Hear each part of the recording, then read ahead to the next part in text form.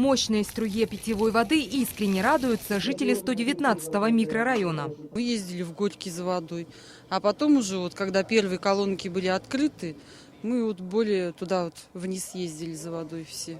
Получается, что почти 5 лет мы ждали. Здесь уже начал было цвести бизнес по продаже привозной воды. Теперь владельцам водовозов придется искать новый Клондайк. Жители выиграли. Свободных денег в семье будет больше. 1,5 месяца тому назад Геннадий Архипович, мэр города, провел собрание с жильцами микрорайона, да? И он тогда сказал, что через 15 сентября будет у вас вода. И действительно, как волшебник, да, нам преподнес эту воду, да? Мы, жильцы, очень рады.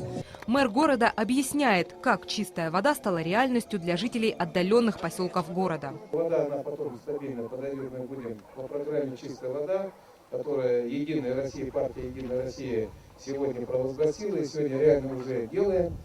При 119-м микрорайоне работает ТОС с красивым названием «Ласточка».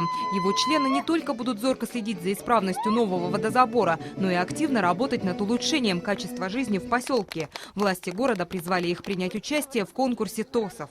С будущего 2012 года устав города Улан-Удэ предполагает возможность финансирования территориальных общественных самоуправлений за счет бюджета города Улан-Удэ.